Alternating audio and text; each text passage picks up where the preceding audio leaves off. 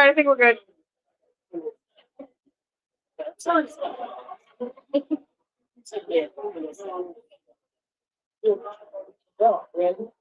Yeah.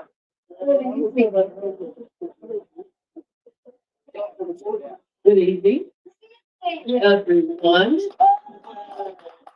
Welcome to the December Story Slam. I am the substitute for the Honorable Celestine Bloomfield, and my name is Tracy Wynn, for those of you who don't know me. Hi, guys. Tonight, we're going to tell stories about self-awareness. That's the theme for this evening. But first, let me start by thanking our sponsors. Story Slam is presented by Freetown Village and Storytelling Arts of Indiana, and sponsored by Maestro Organizing and WFYI.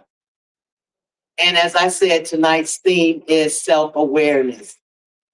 The theme is broad, like all the themes are. So it could be interpreted in many, many ways. Okay, now, we all know the rules, but for those of you who don't know the rules, let me go over them. It must be a true story, told in first person, no longer than 5 minutes, or you will get a signal when she'll do it at 4 minutes. She'll hold up something and let you know that you're at your 4-minute mark, and that'll let you know you have a minute left. And again, the theme is self-awareness. Please do not read your story or refer to any notes. Just do it off the top of your head like I always do. I never write down my stories. I always go over them in my mind over and over and over again. And that's stories for Story Slam, that is. Not for other things, but for Story Slam, I get that theme and I make that story and I go over and over and over in my head of what my story is going to be. Okay, we have 3 judges, and I'd like to thank the judges ahead of time. Don't know who they are, but 3 judges, thank you for your time and efforts and energy. Thank you, Shannon, for doing this live stream and taking photos. Thank you, Samantha, for doing everything else that's related to Story Slam. We appreciate you wholeheartedly. And Greg's not here tonight, I don't think. No, he's not here. But we want to thank him anyway because he's Maestro Organizing. And he will organize some stuff for you. I almost said another word if you need it. Okay, now I am going to draw a name from Celestine's lime green basket to see who's going to be first for tonight. Okay. I'm going to switch them around. It's not that many, but I'm going to switch them around. First up tonight will be,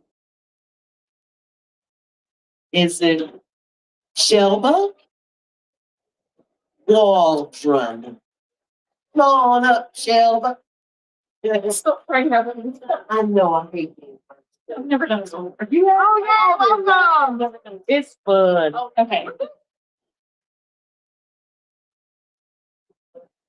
Just give me a minute. Take your time, baby. Thank you, everybody.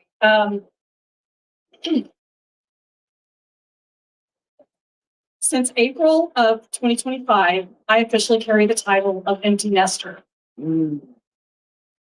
For the past 18, and can I start again? Yeah.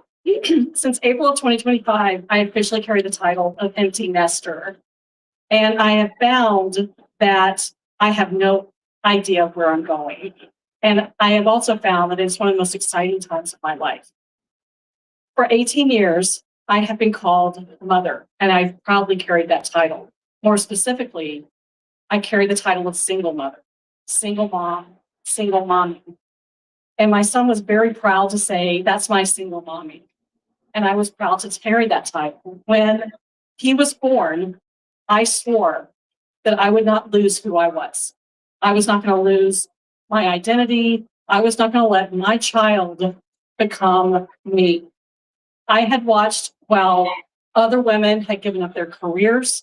I had watched while other women gave up their passions, even their conversations. And I was not going to be that woman. So I set out into the world as a single mother with this career that I was so proud of, that I was going to be career mom first and single mom second. And over time, I learned that the passion that I had for my career, that I had for my passions of performing, doing the performing arts, was starting to become the passion I had for my son. I started to become the person that I swore I would never become, which is mother. I was becoming the person that wanted to go to the birthday parties and talk about the pediatricians and the homework and the teachers and the good schools. I wanted to talk about the after school programs and the summer camps, and I wanted to lead the charge on the best summer camps in Pinellas County, Florida. So I set up mothers groups aside from my career. I kept my career and kept my mother. And I learned over time that I was becoming a person that I no longer recognized, that I was becoming the person that I swore I would never be. I would never be full-time mom. And I'm not talking full-time mom in terms of staying at home the entire time, things like that, but full-time mom in my head. The career that I had so much passion for, the dreams I had of being the next big executive, to make the six-figure salary, became diminished because I was falling in love with my child. And I didn't know that that was possible. When he was born, I don't think I was in love with my child. I didn't understand how a mother could be more in love with their career than their child. And what you learn over time is that the two can be married to each other, but you will eventually fall in love with the one that came from your soul, which was my child. As the years went by, I became the person that did all the things. I would go to work, I would do the homework. I would go to work, I would drop him off at band practice. We loved band practice. I would go to work, I would wait in the parking lot for band practice to end. I would volunteer at the concession stands. I would sell hot dogs. I was the best hot dog seller you could ever imagine at the band contest.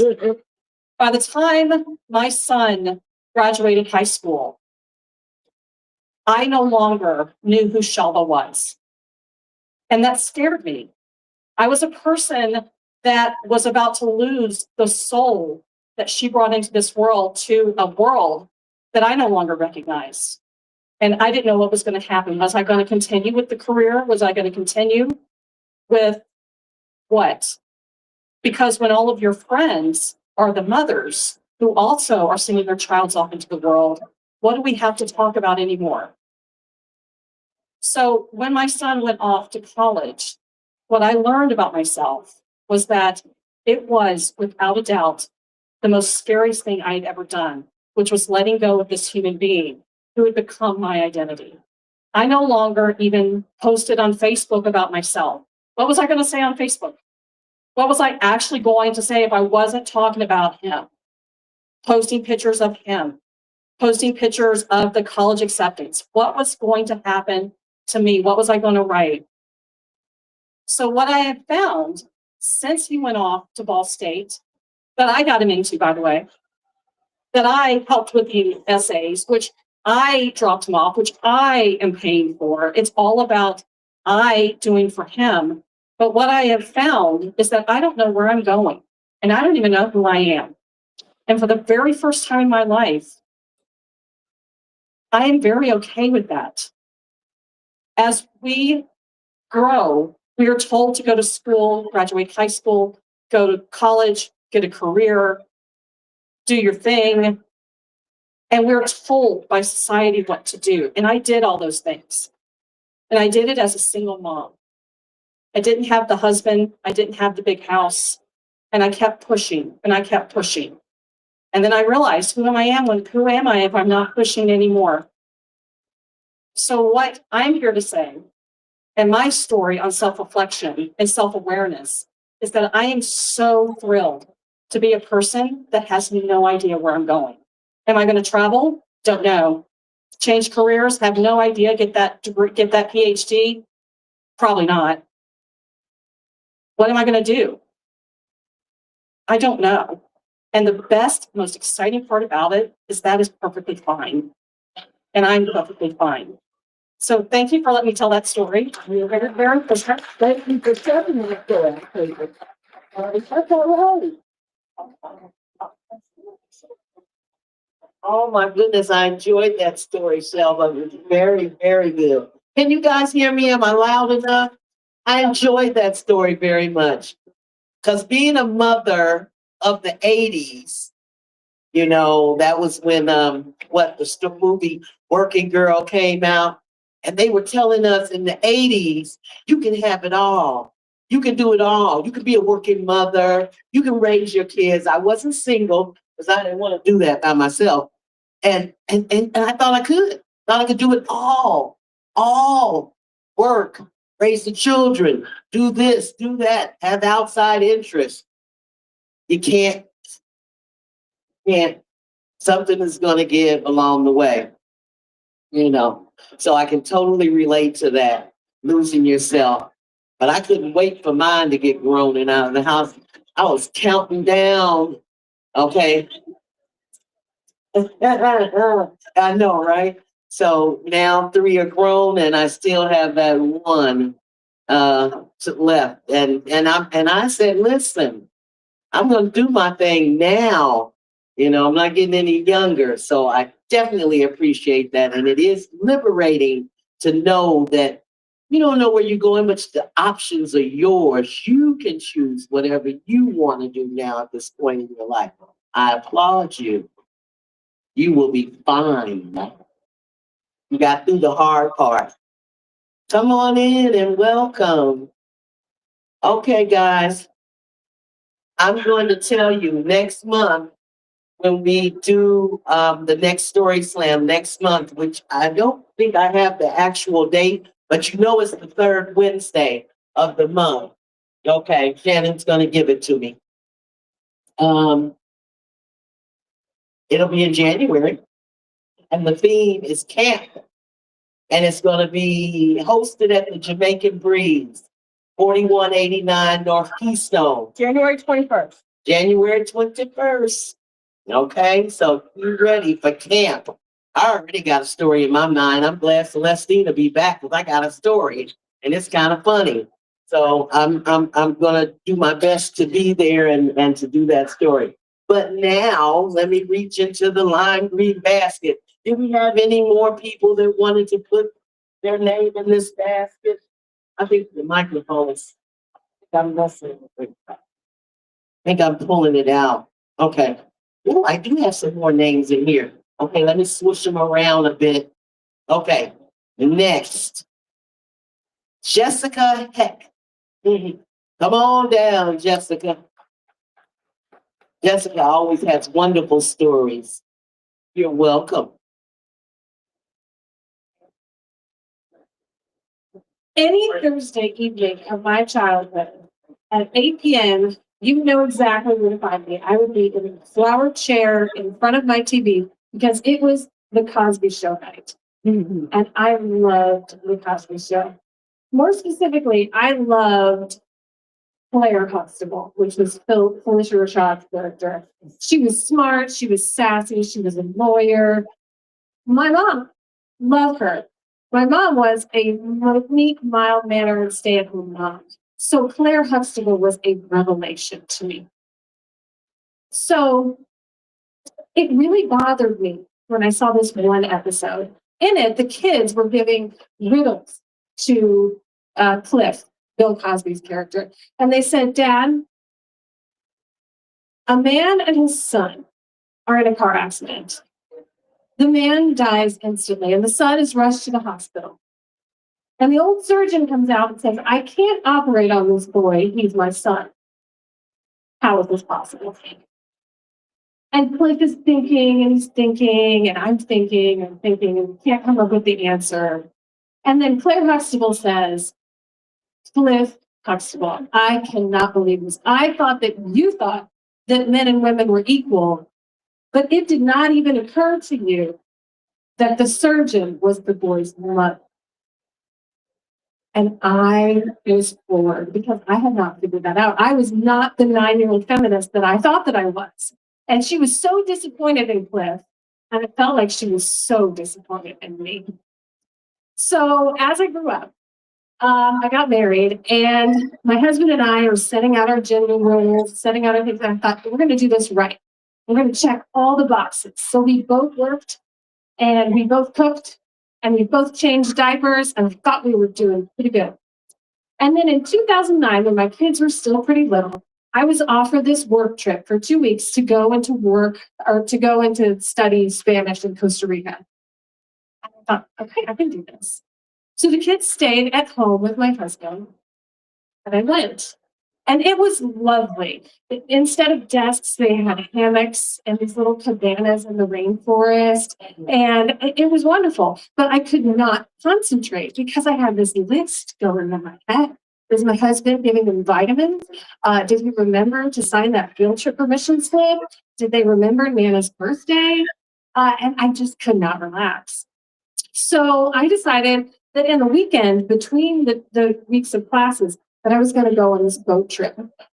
And in the middle of the boat trip, you stop on this island for lunch. And you're sitting at these low tables on the beach with people from all over the world. On my right was this group of Australian guys who were scuba diving. And on my left was this couple from Georgia. And we're sitting there drinking pina coladas and chatting. And the scuba diving guys say to me, what are you doing here in Costa Rica? And I explained. And they said, that is really nice of your husband to babysit the kids so that you can come on this trip. And all of a sudden, all these feelings that I did not even know that I was having, like bubbled to the surface. And I heard myself saying, it's not babysitting if they're your own kids. And I have watched my kids for 3 business trips for him this year, and the universe didn't pat me on the back. I have since seen the Barbie movie, and I know that what I was feeling is called rage against the patriarchy. But at the time, this was my inner Claire Huxtable coming out. I was so upset. I was about to apologize, even though Claire would never apologize. I was about to apologize. And then the couple to my right, the woman says, hey, wait a minute. Yeah, to her husband. And then the couple, like just past that she's like, wait a minute. Yeah. And so we have these like little pina colada inspired epiphanies like popping up and down the beach, realizing that we had set up gender roles and not even realized we had done it. So when I got home, I tried to be a little more aware of these things as I was raising my kids, but I've got boys and girls, and so it's really complicated. Luckily, I have a 19-year-old daughter, and there is no one more excited to point out all your earthly flaws than a newly minted adult. Yeah. So she will do these things that I call drive-by scoldings. So I'll be in the kitchen with her 16-year-old brother, and she'll be upstairs, and she'll just swoop down, and she'll say things like, when I was his age, you made me make my own macaroni and cheese. And then she'll disappear. Thinking, you were right, I did. Why did I do that? Why don't I have him cook? She's like this little Gloria Steinem on my shoulder all the time. And she will be the first to tell you that I have not smashed the patriarchy, but I've put little dents in it. And I think Claire would be pretty proud of me. I take it. Thank you, Queen. Good story. I love that. I love that. Boom. And we have a tendency to do that. Won't treat the boys the same way, but I didn't. Everybody could break the stove down and clean it. Everybody could break the refrigerator down and clean it. The boys and the girls. And they rotated. Everybody was on dishes and they rotated. Those oldest 3, 2 boys and a girl. Now, the youngest one does nothing. We won't talk about her. She does nothing. She knows how to do things. She does nothing. And the oldest three say, Mom, you don't make Bree do anything. We did everything. We knew how to break the stove down. We knew how to clean the whole refrigerator out. We knew how to do everything. What can I say? They say, Mom, you're in grandparent mode. Okay. What can I say? Old woman with a young child. What can you do? So it happens like that. But with the boys and the older girls, no. Everybody was doing everything. I was not having it. Except I didn't let the oldest daughter drive like I let the boys drive. I was so nervous about her driving in New York. So that was one thing I didn't do right. All right, into the lime green basket. There's more names. And next up we have Joe Yabara. Did I say it right, Joe? Yeah. Okay, there you go. The firefighter. Yes, I remember. All right, so a bunch of people my age are little inner voices trying to plot, get away from Indiana as quickly as possible. And so that was especially true for me when I was going through college and everything else. And so once I got my master's degree, I was able to leave Indiana for the first time and left for Houston, Texas. It was a dream come true for me, being able to be close to my extended family. Took the person I thought that I loved with me as well doing that. However, studying all the time, being involved in my assistantship and my practicums, I realized that I did not know the person that I thought I loved. And so as soon as we crossed state lines, we started finding huge flaws. And so it got to the point where we couldn't keep up anymore. And so I made a difficult decision to end that engagement. The aftermath was significantly more toxic. And so my little voice was like, okay, you got out of Indiana. You need to get out of here now. And so started applying to many different places. And I got slow shot back to Indiana. Ended up getting a job at Purdue. And Purdue's not a bad place to be. But unfortunately, it was my ex-fiance's hometown. And so while I was trying to recover and find who I was again, there was just ghosts around every single corner, especially once I crossed that bridge into downtown Lafayette. And so I lasted about 3 years, but I was just in a lot of pain, just a lot of pain. And I was getting just burnt out of education, administration, being behind a computer. And so I was just pretty much flailing. Ended up applying to a bunch of PhD programs, got accepted to University of Maine, University of Oregon, Texas A&M. But then that little voice was like, if you're not happy in your field, why continue on? Auditioned for the band for the United States Marines, made it. But then I was like, it doesn't feel right. But what did feel right was like complete left field, which was the United States Forest Service. And so I ended up, like, as soon as things were shutting down for COVID, I loaded up my truck, headed out west, and ended up in northern Nevada, then central Idaho. And so I was like out of my comfort zone 100%. And so here I was, like, doing crew hikes for the first time, going into wilderness zones for the first time, backpacking for the first time.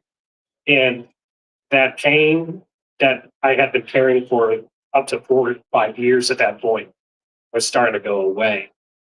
My conversations didn't involve me going back to that ex or going back to how Indiana no longer felt like home. And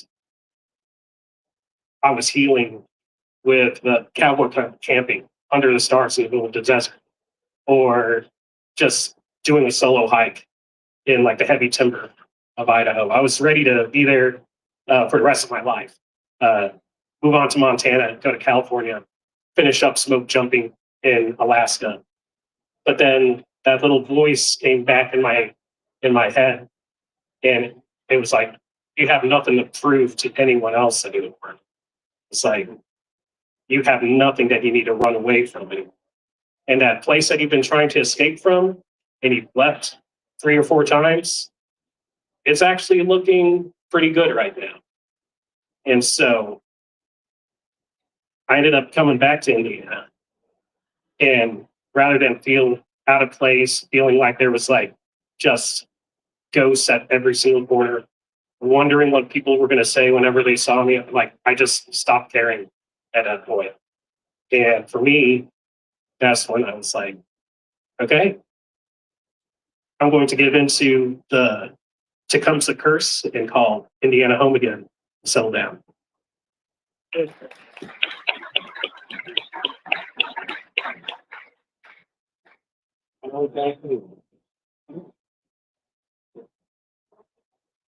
Good job, Joe. I love that. Let me tell you about the upcoming things that are coming, that are on the horizon here.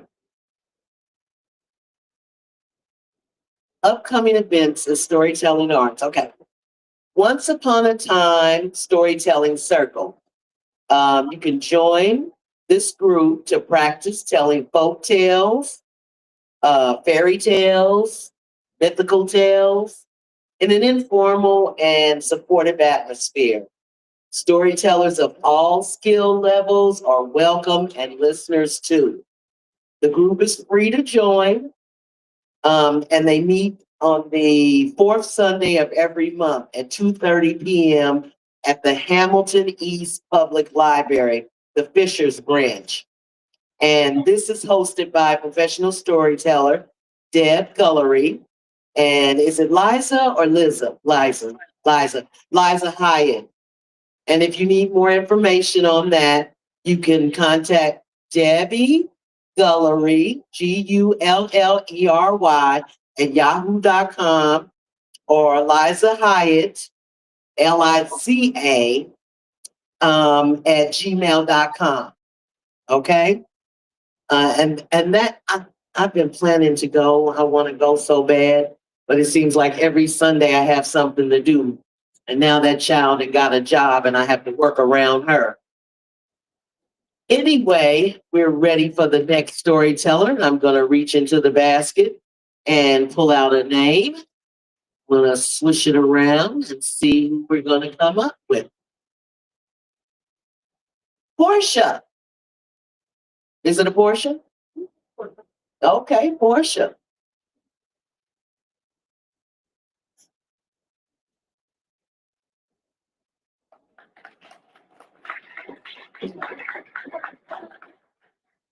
Oh, Hey, Portia. happy to see you.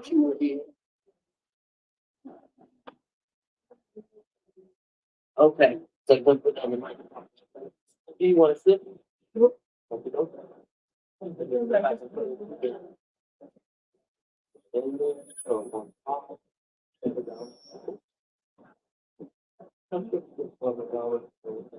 Lower down. Come on, bro.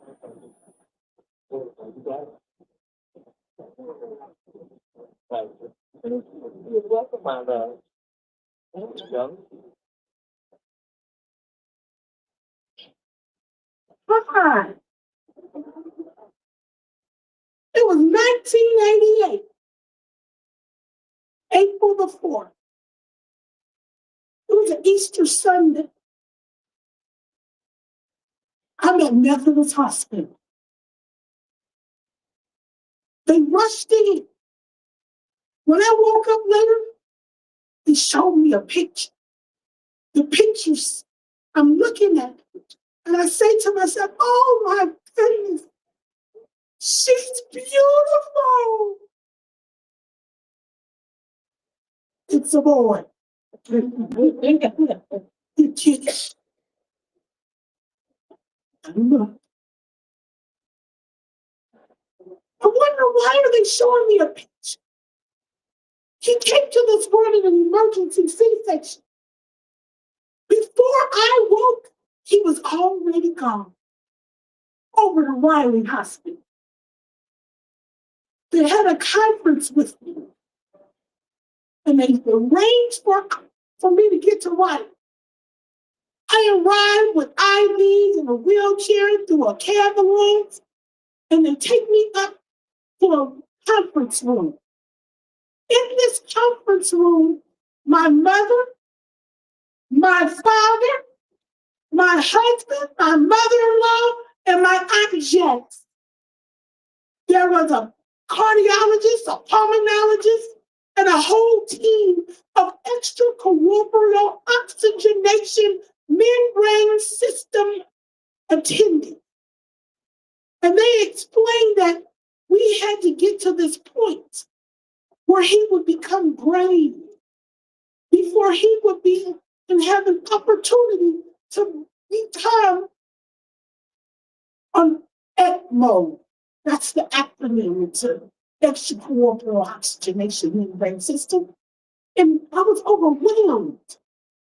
They were telling me that not very many young people have been on this, and he would become baby number 19. They said he could be blind, vegetative state, never walk. I'm thinking these are the side effects to this. The time came. A decision needed to be made. Would we allow him to try this procedure, this life-saving procedure, a heart and lung bypass? I was overwhelmed. I looked around the room. I looked at the sincerity of the doctors. I knew something had to be done, but I knew that I believed would come to go. But I didn't want this dash to be tiny. So I was still hesitant. I was raised by Peter and Rochelle Shaw. And Miss Rochelle, bossy and all, had been telling me what to do all my life. I looked around the room and my husband was like, whatever you decide. My mother-in-law said, I'm praying. My mother, I locked eyes with her and I mustered up as much energy as I could. And I looked at her and I said, what should I do? Her response, whatever you do, whatever you decide. My inner self was like, what? She been bossing me out my life. I need her right now. I need her to tell me what to do. She did not change her position. And I sat there and I took a deep breath. And within me, I realized I sought out support. But I needed to do what my mother had been doing all along. She was making good decisions for me because I was hers. And now I have to make the decision for what was mine. I chose ECMO, and he's 37. And now when my mama tries to tell me what to do, I remind her it was April the 4th, 1988. I became a parent, and now I don't have to listen to you.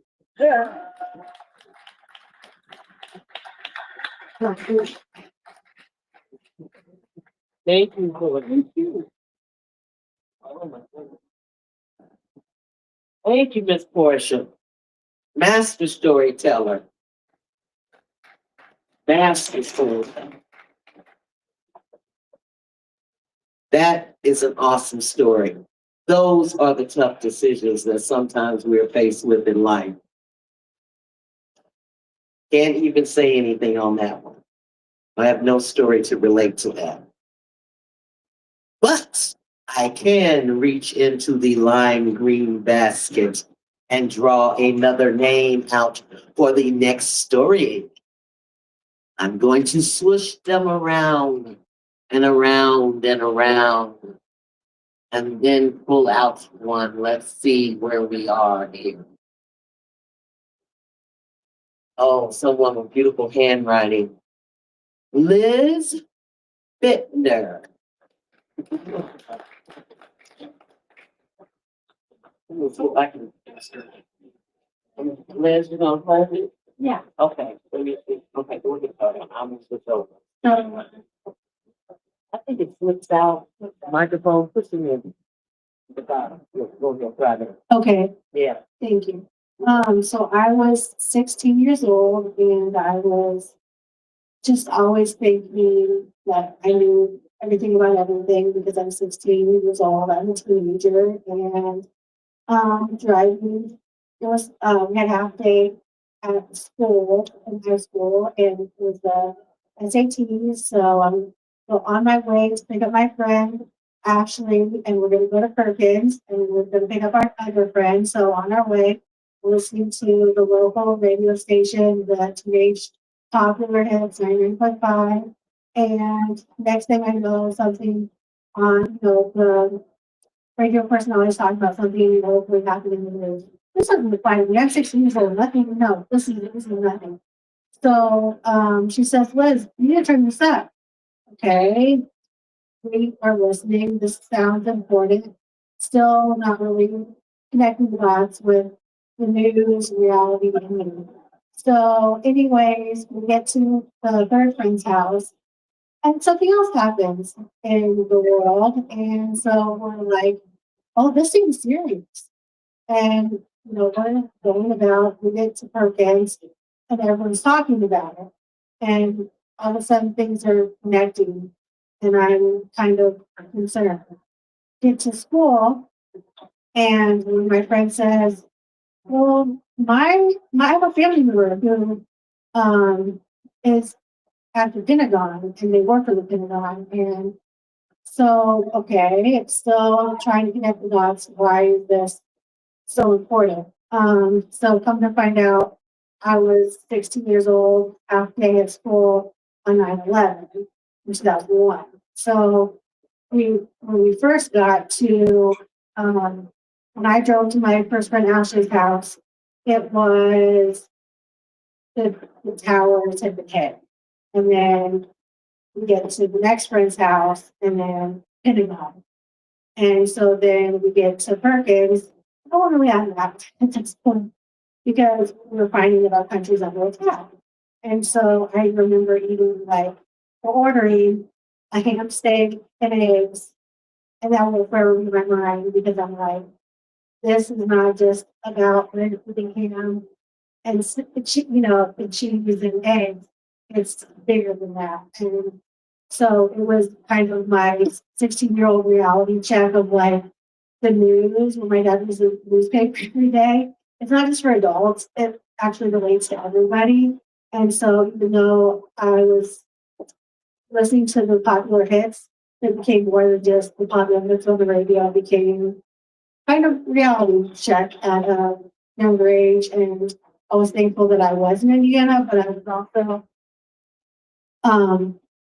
it made me aware to have of other people in the world. And then later on, I went to travel in some other countries and stuff in high school, college, and just again, it kind of just brought more awareness for me when it comes to the world and whether it's good or bad or neutral. I just really found it, obviously life altering event. So thank you so much.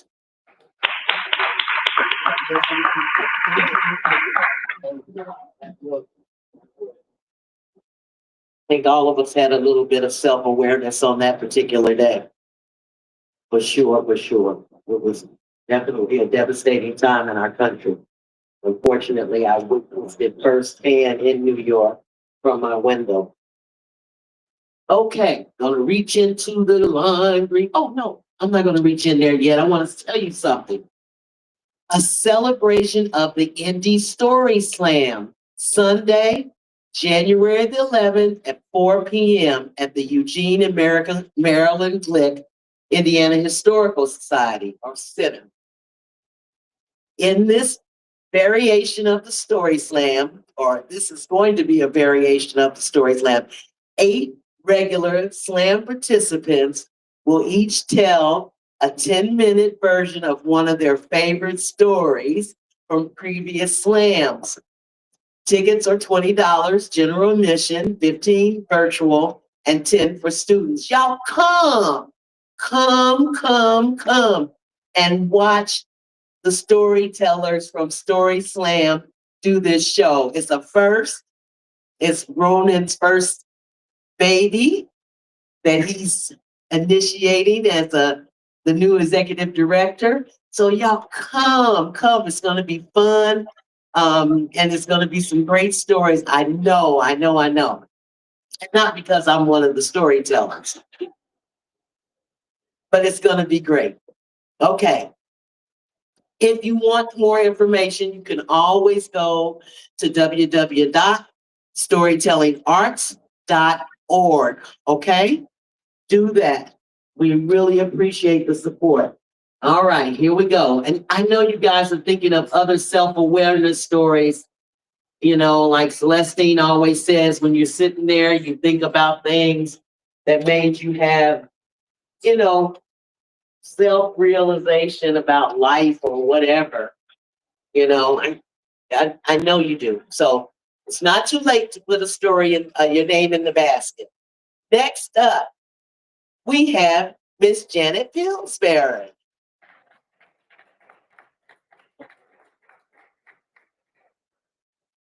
I said that right? Okay, what else did you do, Janet?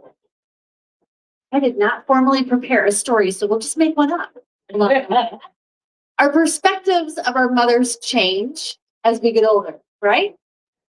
In my first 7 years, my mother was a single parent, determined, hardworking, kind of hands-off at a distance. She took care of all of our basic needs as much as she could. My older sister, who's 12 years older than I, as best as she could. And at 7, she married my stepfather. I then began to spend weekends at my cousin Kathy's house. Kathy knew the family gossip, and she began to tell me stories about my mother that I had not heard before. I confirmed them with my older sister, who's 12 years older than me, and she confirmed that, yes, some of the stories that Kathy told me were true. That my mother had grown up in a very difficult household. Her mother had died when she was 12. Her father and her stepbrothers were very abusive.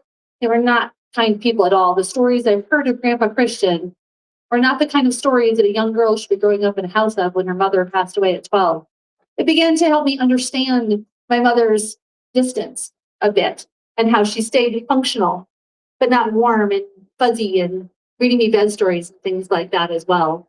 I learned that my mother had not had the love of an adult male in her life in a healthy way. And so she had gone from relationship to relationship to relationship, looking for a man who could bring that love and that stability that she had longed for from her father but never had found. She did finally find it in my stepfather. She was married for 42 years to my stepfather, who loved her and she loved him, and together they were just a wonderful pair.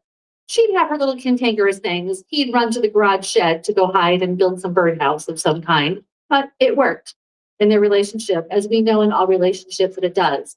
So I began to see my mother as a more grounded personality with her strengths and her weaknesses, with her successes and her failures in life, and to just see more of her journey along the way. And then, as an adult, my mother and I had a falling out. There was a Thanksgiving dinner that is still told about in my family to this day that resulted in a family feud of sorts. And I didn't talk to my mother for about 10 years. It was quite a long time. And then on the other side of that, my mother was aging, and I got a call from my sister. I have a sister 8 years younger as well. Sister 12 years older, sister 8 years younger. A little bit of my mother's story woven in there, right? Along the way. My sister said, we got a call from the bank today, and it said that mom had asked to take out a loan. And it seemed unusual and strange, and the bank was concerned. So they reached out to see what was going on. Turns out it was the second time she had asked for a loan and she had cashed out some life insurance policies, red flags in the senior community. My stepdad had passed away about 4 years ago, and there was a nice man who began to call my mom, who was just a friend at first. My mother was lonely and looking for a friend, so it seemed to make a lot of sense at the time. So she became his friend and talked to him, and then eventually, guess what? I have a business opportunity for you. I have a way for you to make some money. Send me $5 and I'll invest that for you and I can make that money grow. So what did my mother do? She sent the $5 and then she got $10 back. It worked. Wasn't that a wonderful thing? Well, she began to send him more money and more money and more money. We later learned that she had sent about $80,000 to this man. She was sending envelopes of cash to a warehouse in North Carolina and then calling the nice man who was her friend, giving him the tracking information where he was then rerouting it out of the country to launder the money.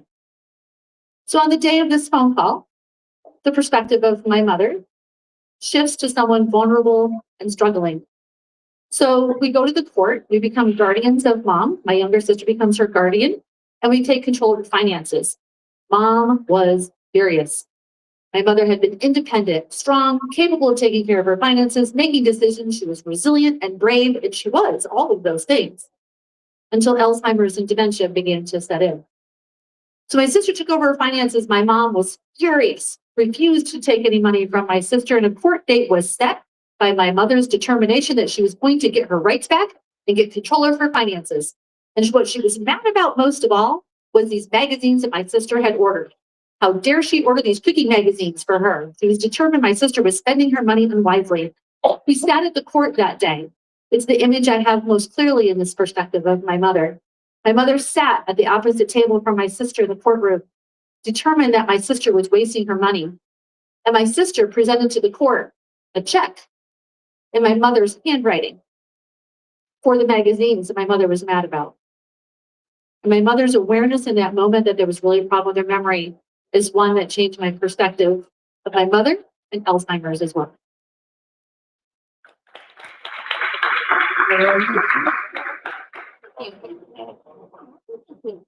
Made that up. That was a wonderful story to tell. And you said didn't even prepare it, and you did a wonderful job, beautiful job. And I'm so sorry that these things are happening to seniors. Okay. We have some names still in this basket. And I'm going to reach in here and swoosh them around. Swooshing, swooshing. Okay, here we go. I folded them up small like I do mine. No. Yeah, you. Come on, Dad. Don't know. Do you want this? I don't. Oh, you don't. I was an elementary physical education teacher, and I assumed I could do anything if it was involving physical education. And I learned to juggle, and I loved juggling, and I thought everybody else should learn to juggle. So I taught my friends. I bought clubs, bought a bowling ball that I stood above my couch and juggled with a couple other balls. I thought it was good. I really thought it was good. I taught my friends to pass 3 balls each around in a triangle. I taught my son to juggle 6 balls back and forth with me. I was good. And so I lived near downtown, and I thought, I'm just going to take my juggling stuff downtown, put it on the sidewalk, and I'm going to be a busker. I am going to put a hat down, and I am going to juggle for these people. And if someone wanted to learn to juggle, I would teach them. I had rings and clubs and tennis balls and beanbags and all of the paraphernalia you would need. I had never juggled outside. I put my stuff down, and I think it was Michigan and Pennsylvania, got up on the sidewalk, pulled out my clubs, started to throw them, made about 3 catches and one blew away. Went down the street, ran down and got that, thought it's too windy to juggle clubs. I'm gonna juggle rings. And if you ever saw a ring, it's like throwing a frisbee up in the wind. You just go moves that way. Couldn't do it. And there were not people all everywhere. It was lunchtime. I thought they would be all around me. No one was there. A couple people walked by. And I asked this woman if she wanted to learn to juggle, and she put her head down and said no. And I asked a guy and said, "You want to learn to juggle?" He hustled off, no. And so I kept trying. And I figured out that I could make about 100 catches with the beanbag, with the 3 beanbags. And that was my limit. And how silly I felt, because I stayed there for half an hour, taught no one to juggle. Honestly, I was tired after 100 catches, so I had to put the beanbags away to begin with. I just couldn't do it. And I all of a sudden, when I stuck the stuff back in the bag, walked back to my car, I thought, you really don't know how to do this. You really are not good at this.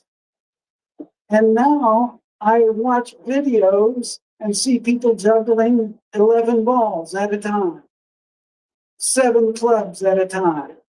And I'm still stuck in my basement with my 3 clubs or 3 rings and impress my grandson. But I learned at that time, and I was totally aware, the people who do that are at a different level.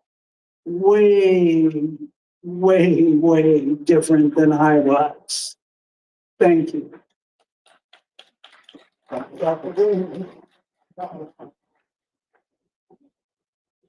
Okay, guys, the last announcements for the evening.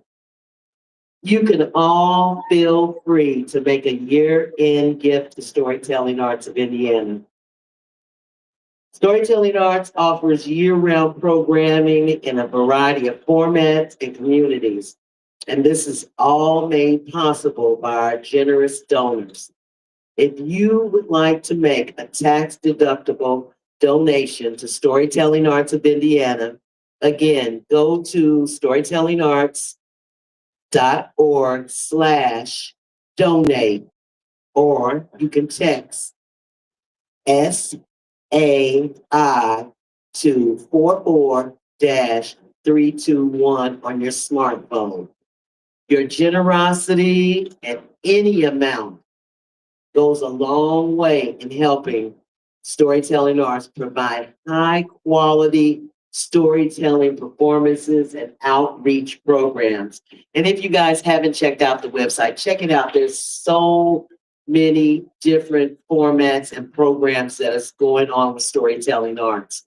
The Veterans Program, Hear Our Stories for people from incarceration to outside of incarceration. There's so many things, our signature series, so many things going on with Storytelling Arts. Please take a look, learn about us, and whatever you feel that you could donate would be well received and greatly appreciated. Also, upcoming events at Freetown Village. The Freetown Village Singers have been invited to spark Holidays on the Circle. And you can join them and join us on December 20th from 5 p.m. to 6 p.m. at Monument Circle. And I know 2 of those singers, and they are very, very good. So if you can come and see that on Saturday, that'll be great. That's the 20th. All righty. Yes, my love.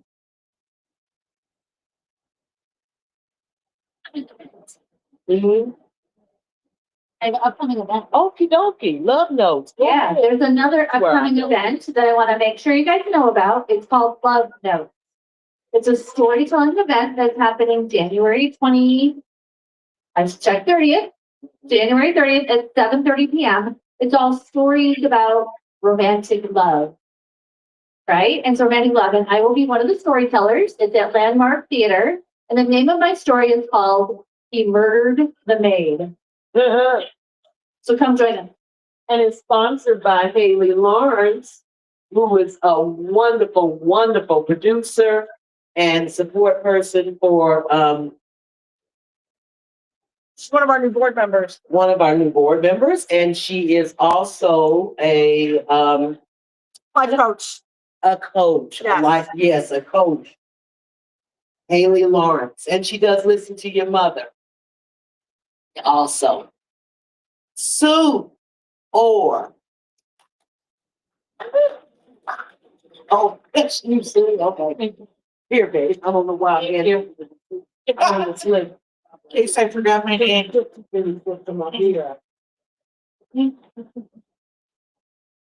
So I know the word for tonight is self-awareness, but I'm going to talk to you about those people that all of us know that are not self-aware at all.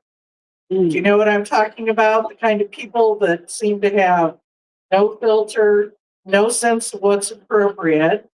And the stories that I'm going to tell are about my mother, who was lacking that filter. Well known in my family for things she would do that would just make you scratch your head. So I'm going to give you some examples of those. So one that sticks out in my mind is I'm having a holiday meal at my house. You know, my parents are there, my in-laws are there, my two daughters who were 4 and 6 are there, and we sit down and start eating, and my mother says, "Oh, did you guys hear about that terrible accident on I-69? And we said, "No, what happened?" She looks at my older daughter and said, "Well, I think this girl was about your age, Julia. She was in the back of her parents' car, and we'll never know why. She unbuckled her seatbelt, opened the door, fell out of the car, and boom, boom, boom, cars just flattened her like a pancake." So my husband and I in unison scream, "That's inappropriate," which makes no impact on her at all. And I look at my daughters, whose eyes are as big as saucers, and I'm thinking, okay, is my mom going to come over and deal with the nightmares they're going to be having here? How am I going to explain this to them? But this is just her. She just went on to the next thing she was going to talk about. No recognition whatsoever that that was not an appropriate thing to say at dinner in front of little kids. So she also was a lover of bargains. So if she could find something on clearance, that made her happy. It was going to go in her gift closet. It was going to be given to someone unsuspecting, whether you needed it, wanted it, or not. That's what you were going to get. So my daughter's 4th birthday, my mom comes over and she's wrapped them up in the Sunday comics because they were printed in color back in the day. And she was irritated that kids just ripped wrapping paper and you couldn't reuse it. So that was how she got around that. So my daughter pulls out the first gift and opens it up and looks at it and holds it up and looks at me and goes, "What's this, Mommy?" And I looked at it and I said, "Well, it's a bag of corn nuts."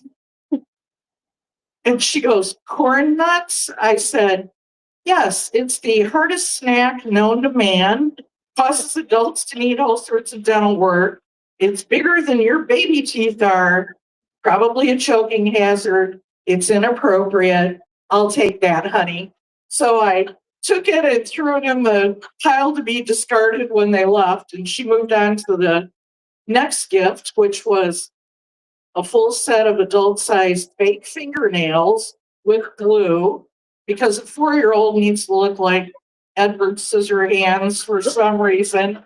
So same thing, my daughter has no concept of what it is and hands it to me, and I glare at my mother and throw it in the discard pile. And the last gift was a rub-on adult full-size tattoo that on an adult would have been a Steve. And so my daughter by this point was catching on to the theme, had no idea what it was, picked it up and looked at me and said, "Mommy, is this inappropriate?" I said, "Yes, it is," and threw it in the pile. So my favorite story, and this may be somewhat inappropriate to relate, is when I was in high school, there was a boy that I had a big crush on that unexpectedly showed up at my house one day. And he and I were in the family room, and my mom had been grocery shopping. She came in, she put the groceries away. We were downstairs, and she decided to yell down the stairs, "Susie, are you menstruating? I bought you some sanitary napkins." So I'm totally mortified, can't look at this young gentleman caller, but tonight I'd like to give him a big shout out for being a good guy, acting like he didn't hear my mom say that, and actually asking me on a date. So thank you, Sean. So here's to all of us who have inappropriate family members that you just roll your eyes and deal with. Thank you. Oh, I know we have a lot of those. Oh, my goodness. Okay. Last but not least, the last name in the lime green basket is Shannon. You got called last, but that was, I didn't do it. So 5 years ago, I was diagnosed with breast cancer, and spoiler, I lived. I'm fine. But I went through chemo and I was bald. And while cancer didn't kill me, it killed my vibe. I thought I was going to lose a bunch of weight in chemo. Instead, I gained a bunch because people wouldn't stop feeding me and I wasn't active. And I looked awful. And I hated the fact, and I was completely self-aware that cancer was always telling a story about me before I even opened my mouth. You know, a tip of the hat to Black women who wear wigs all the time, because my fragile white ass could not handle wearing a wig. Like, I would sweat and I didn't feel like myself. So I would just wear one of those caps. And I just looked like Cancer Girl everywhere I went. And I thought of 3 stories where it was really, really bothered me, or I was really self-aware. Number 1, I live next door to a roofing company, and someone tried to steal in the middle of the night a catalytic converter off of one of their trucks. And one of my neighbors, it was actually early in the morning, heard it. He had the window open and he heard the hacksaw, and he scared the guy off. And then my other neighbors, they were able to get surveillance video that they turned over to the cops, and I think they caught the guy. And so the man who owned the roofing company came over to give my neighbors money and a thank you card. And I happened to be standing there with my cancer cap.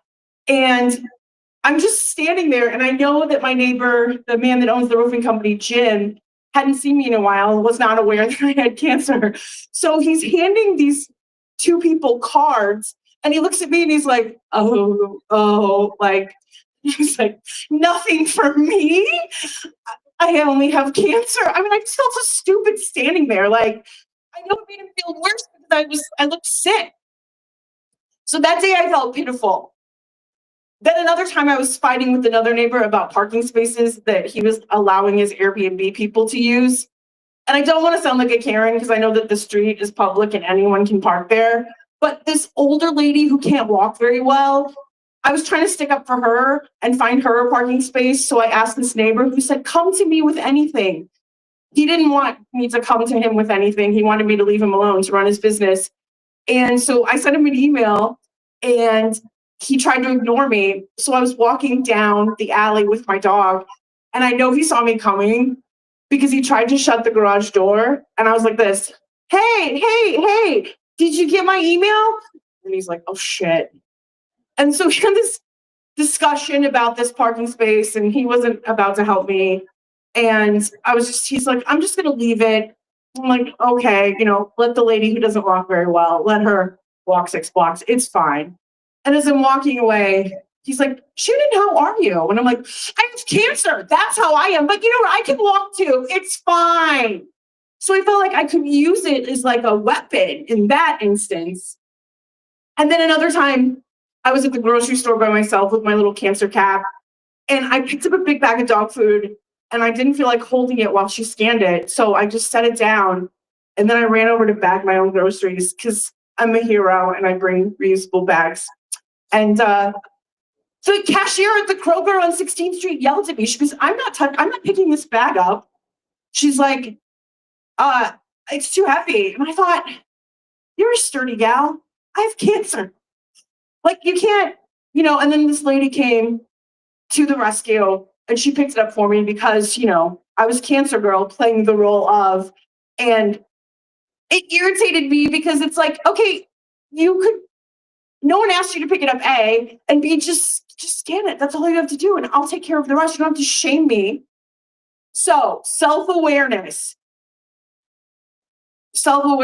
like cancer, it's not fun to have, but you absolutely can use it to your advantage at some points. Thank you.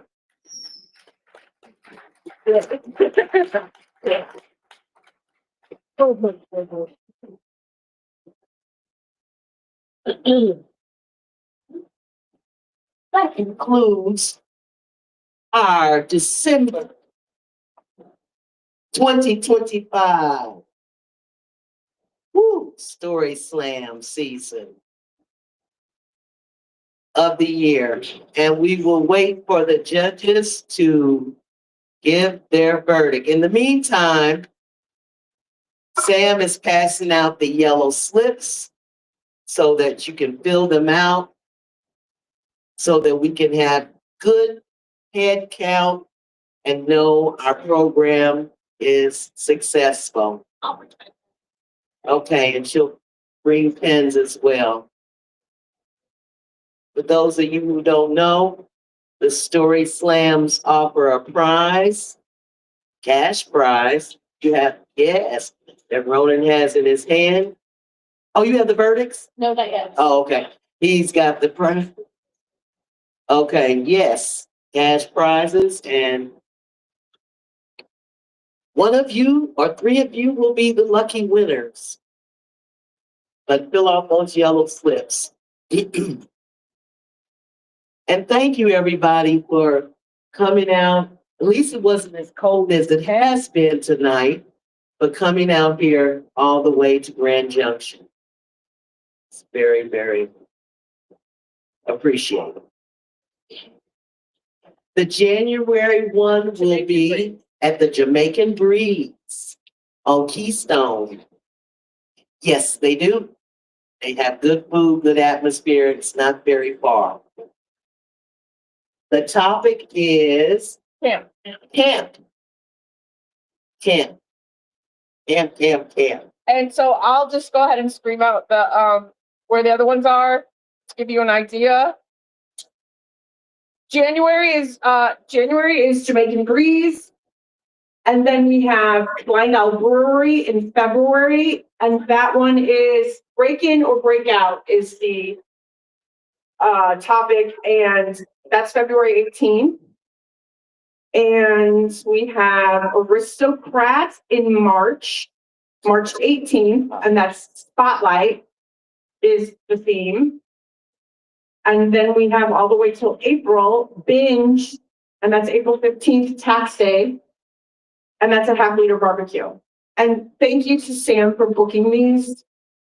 I know she works hard. If you have a venue idea that you think someone would allow us as the nonprofit arts organization that we are to let us use it for free, we'll promise to bring an audience and people that will buy food and drinks and whatever. Email Ronan or Sam or on the website.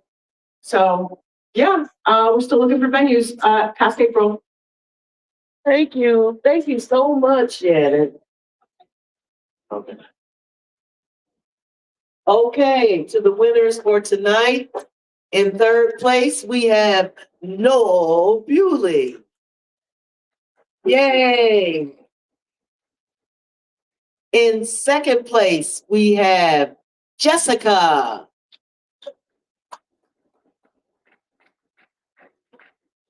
And in first place, we have the master storyteller herself, Miss Portia. Thank you guys once again for coming. You all told fantastic stories, really and truly, and we really